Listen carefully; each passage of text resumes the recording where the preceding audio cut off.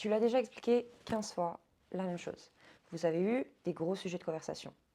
Et il y a eu des moments dans votre couple où tu as vraiment cru un gros shift. Tu t'es dit, ouais, cette fois-ci, il a compris, on en a parlé, après une grosse crise en général. Et il t'a dit, oui, c'est vrai, tu as raison, j'avais pas fait attention, je vais faire des efforts. En soi, sur ce moment-là, toi, tu t'es dit, chouette, on est en train de monter une marche, il va y avoir du changement. Et c'est vrai, il y a du changement. Pendant une semaine, 2 semaines, 3 semaines. Et ensuite, comme on dit, le naturel revient au galop, les vieilles habitudes reviennent et tu te sens de nouveau délaissé, invisible ou pas respecté dans l'équité à la maison. Ce qui se passe dans ces moments-là, c'est que quand vous avez un sujet de conversation important, avec ce genre de prise de conscience, après une grosse crise, pour l'être humain, quand on prend une décision, sous l'effet de la peur, ce n'est pas périn dans le temps. Tu vas faire des efforts sous la contrainte, sous la peur de perdre l'être aimé. Et il n'y a pas de gros shift interne au niveau du système nerveux, au niveau du subconscient. Il n'y a pas de prise de conscience réelle parce qu'on ne change jamais pour les autres, on change pour soi.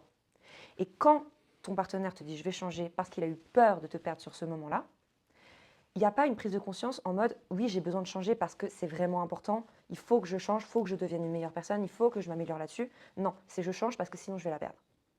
Et ces moments-là, en plus pour toi, ils sont frustrants parce que tu te dis ce que je demande, c'est quand même pas exceptionnel. En général, ce qui revient souvent, c'est de l'équité dans les tâches ménagères, te sentir soutenu au quotidien. Ce qui revient, c'est qu'il propose plus de moments à deux. Parce que là, actuellement, tu as l'impression que c'est toi qui portes la relation à bout de bras. Et non seulement ça t'épuise, mais en même temps, ça te fait poser des questions sur pourquoi pour lui, c'est pas spontané. Pourquoi il n'a pas envie de passer plus de moments à deux comme moi j'en ai envie. Et quand il te dit, bah, je vais faire des efforts, d'un côté, tu es contente, mais en même temps, il y a une part de toi qui te dit mais pourquoi en fait ça doit être des efforts? Pourquoi vouloir passer plus de temps ensemble, ce qui est censé être un vrai désir qui part du cœur, il me dit que c'est des efforts pour lui. Et là, vous êtes sur deux cartes différentes et toi, ça te fait ruminer. Ça te fait du mal et au quotidien, tu y penses souvent. Le problème avec ça, c'est que ça engendre des ruminations, des fausses interprétations et ça pousse inconsciemment ton regard à se poser sur tout le négatif, à interpréter spontanément d'abord négativement ce qu'il va faire, avant de peut-être reconsidérer ton jugement. Et ça, c'est très dangereux. C'est très dangereux parce que très rapidement, on peut basculer dans le cercle vicieux du rumination, fausse interprétation, pic, reproche, passif-agressif. Et toutes ces stratégies inconscientes de protection entraîne le fameux cercle vicieux du j'attaque, il se rétracte. Donc j'attaque encore plus fort parce qu'il ne veut pas m'écouter. Donc il se rétracte encore plus fort parce qu'il ne veut pas être contrôlé. Et c'est ce qu'on appelle le fight-fly. Qu'est-ce qu'on fait dans ces situations-là? Ça ne fonctionne pas. Plus tu vas fight, plus il va fly. Plus il va fly, plus tu vas fight. Et quand tu rentres dans ce mécanisme, ça peut aller très vite à la dégringolade parce qu'il va y avoir des mots plus hauts que d'autres, il va y avoir des mots blessants, il y a des choses qui ensuite vont rester et qui, même après réconciliation, tu te dis « Ah ouais, mais pourquoi il m'a dit ça ?» Ok, il était en colère, mais s'il l'a dit, c'est qu'il y a une part de lui qui le pense. Et c'est très dangereux pour le lien de confiance, le lien de complicité. Avant de laisser ce genre de situation s'empoisonner et qu'ensuite ce soit très dur à détricoter, il faut prendre le taureau par les cornes et agir pour casser ce cercle vicieux. Pourquoi lui, il fly? Parce que tout être humain, quand tu cherches à montrer que sa façon de voir les choses, sa façon de vivre, sa façon de penser n'est pas bonne parce qu'elle est différente de la tienne, il va se rétracter. L'ego va se mettre en masque de protection et il y a 3 comportements primaires de survie.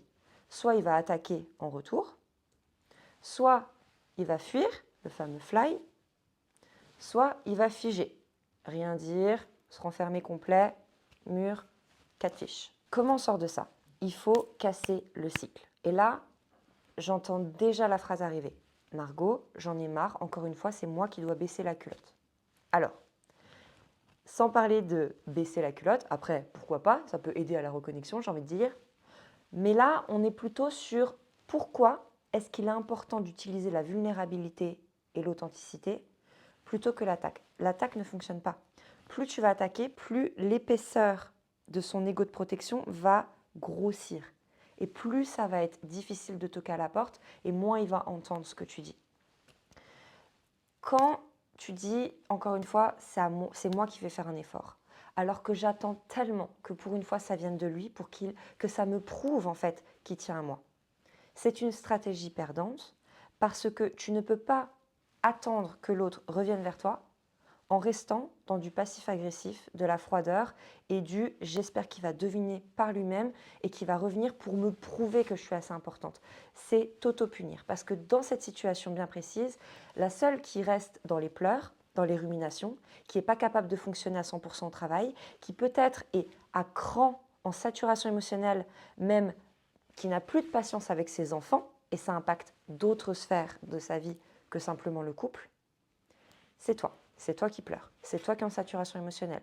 C'est toi qui explose devant tes enfants pour une goutte d'eau. Et au fond de toi, tu sais que tu n'as pas envie de refléter ça. Tu sais que ce n'est pas représentatif de ta vraie personnalité. Tu as l'impression d'agir comme un dragon et de passer pour la méchante, alors qu'en fait, ce n'est pas qui tu es, ce n'est pas ce que tu veux refléter dans ta vie. Et quand j'entends, encore une fois, c'est moi qui vais baisser la culotte. Encore une fois, c'est moi qui vais faire un effort et j'en ai marre, je veux que ça vienne de lui. Je comprends, et ta frustration, elle est totalement légitime. Toutefois, en PNL, on part du principe que tu reçois ce que tu projettes. Perception is projection. Tu reçois ce que tu projettes. Non. Si tu projettes de la rigidité, de la frustration, de l'aigreur, tu vas te la recevoir de plein fouet. Par contre, si tu prends l'opportunité de regarder pourquoi le comportement, ou plutôt l'inaction de ton partenaire, te pique à ce point, pourquoi ça te fait aussi mal, pourquoi tu as autant l'impression d'être invisible, que tu arrêtes de fuir le miroir que tu as en face de toi et que tu le regardes une bonne fois pour toutes, c'est là. C'est là qu'est la beauté de la libération. C'est là où tu reprends le pouvoir sur ta souveraineté émotionnelle, où tu regardes de plein fouet ce qui est en train d'être mis devant toi par l'univers et que tu peux travailler dessus, tu peux affronter parce que ce que tu fuis te suit, ce que tu affrontes te transforme. Le couple est un énorme miroir de toute insécurité, blessure ou business non traité à l'intérieur de toi.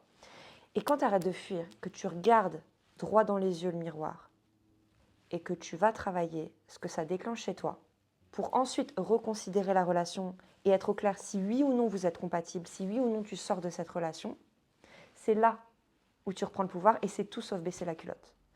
Parce que rester dans l'attente que le changement vienne de ton environnement, donc de ton partenaire, c'est rester dans l'inaction et ne pas prendre de pouvoir sur ce qui est en train de t'arriver. Tu donnes le pouvoir à autrui sur ton propre bonheur.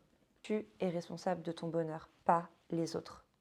Et en restant dans l'attente, c'est toi qui te punis toute seule parce que c'est toi qui pleures. C'est toi qui es en saturation émotionnelle. C'est toi qui explose pour un rien et c'est toi qui passes pour la méchante. Tu peux reprendre le pouvoir là-dessus, mais ça commence par arrêter de rester dans l'attente et arrêter de te dire encore une fois, c'est moi qui vais faire un pas en avant. Parce que tu sais pourquoi tu le fais. Tu le fais d'abord pour toi et aussi, ensuite pour projeter différemment dans la relation et recevoir différemment dans la relation. Dis-nous ce que tu en penses en commentaire. Ici, on partage, connecte et s'entraide pour évoluer ensemble. Mouah. Prends bien soin de toi. Bye, je vous aime.